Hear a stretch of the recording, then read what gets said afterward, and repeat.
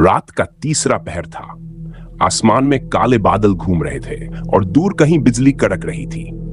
पुराने गांव के किनारे एक टूटा हुआ घर खड़ा था, जिसकी दीवारें काई से ढकी थीं और लकड़ी की खिड़कियां हवा से टकराकर कराह रही थीं। कहते हैं उस घर में कभी आर्या और विवेक रहते थे, दोनों बचपन के साथी, फिर प्रेमी और फिर पति पत्नी बने थे, पर वो प्यार अधूरा रह गया। विवेक एक फोटोग्राफर था। उसे लोगों के चेहरे, भावनाएं और पल कैद करना पसंद था। आर्या उसकी तस्वीरों में मुस्कान बनकर रहती थी। हर सुबह विवेक उसके चेहरे की तस्वीर खींचता और कहता, तेरी मुस्कान मेरी सुबह है और तेरी आंखें मेरी दुनिया। आर्या हंस देती, तू इतना प्यार करता है मुझसे, अगर मैं मर गई तो? विवेक मुस्कुराता, तब भी तेरा चेहरा मेरे कैमरे में जिंदा रहेगा। आर्या हल्के से बोली, लेकिन अगर तस्वीर भी बुझ जाए? विवेक ने जवाब दिया, तब मैं खुद तस्वीर बन जाऊंगा, तेरे पास रहने के लिए। दोनों की मोहब्बत किसी कविता जैसी थी, धीमी, गहरी और सच्ची। मगर किस्मत को यह सच्चाई कभी पसंद नहीं आती।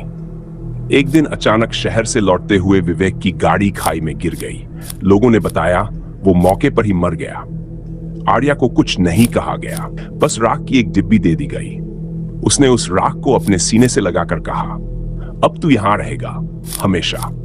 लेकिन वो नहीं जानती थी कि कुछ वादे मौत भी नहीं तोड़ पाती। 5 महीने बाद आर्या उस पुराने घर में अकेली रहने लगी। हर रात जब वो सोने जाती, खिड़की पर हल्की दस्तक होती। शुरू में उसने सोचा हवा होगी, मगर एक रात उसने साफ साफ सुना, आर्या। उसका नाम किसी ने बहुत प्यार से लिया था। वो कांप गई। उसने खिड़की खोली तो सामने वही पुराना कैमरा पड़ा था, वही जो विवेक का था। कैमरा अपने आप चालू था और उसमें विवेक की एक तस्वीर थी। वो तस्वीर धीरे धीरे हिल रही थी, जैसे कोई उसमें से बाहर आना चाहता हो। आर्या की आंखों में आंसू भर आए। विवेक, उसने फुसफुसाकर कहा।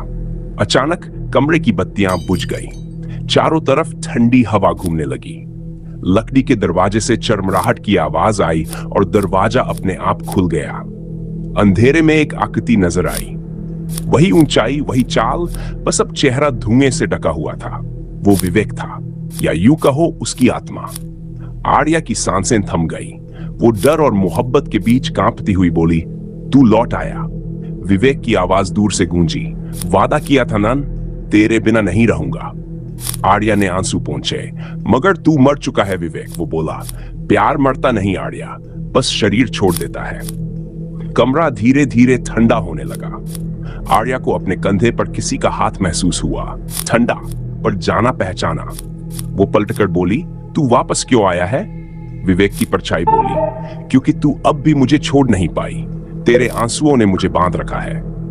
आर्या चिल्ला पड़ी, मैं क्या करूं विवेक? मैं तुझे भूल नहीं पा रही।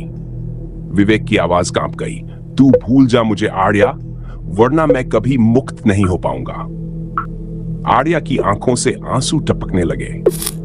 पर मैं कैसे भूल जाऊं उस इंसान को जो मेरा सब कुछ था?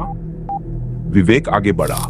उसका चेहरा अब साफ दिख रहा था, आधा जला हुआ, आधा वैसा जैसा पहले था। वो बोला, तेरे प्यार ने मुझे बांध रखा है। अगर सच में मुझसे प्यार करती है तो मुझे मुक्त कर दे। आर्या ने कांपते हुए कहा, कैसे? विवेक ने उसकी ओर कैमरा बढ़ाया। इस कैमरे को आग में जला दे, यही वो दरवाजा है जो मुझे तेरे पास बांधे रखे है। आर्या कांप गई। वो कैमरा उसकी आखिरी याद था विवेक की। उसने कहा, नहीं, ये तो तेरी याद है। विवेक की आंखों में आंसू चमक उठे। यादें तभी खूबसूरत होती हैं जब वो जिंदा लोगों के साथ रहें। मैं अब जिंदा नहीं हूं आर्या। वो रो पड़ी।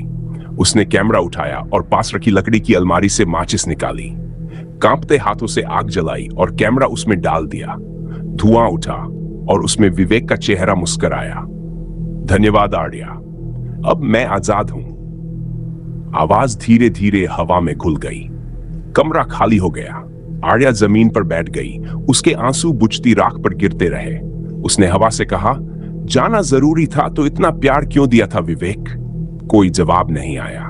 बस खिड़की के बाहर वही पुराना गुलाब का पौधा हिला, जैसे विवेक की आत्मा अब भी मुस्कुरा रही हो। कई साल बीत गए। गांव वाले कहते हैं उस घर की खिड़की हर रात अपने आप खुल जाती है और हवा में किसी के बोलने की आवाज आती है, आर्या, मैं यही हूं।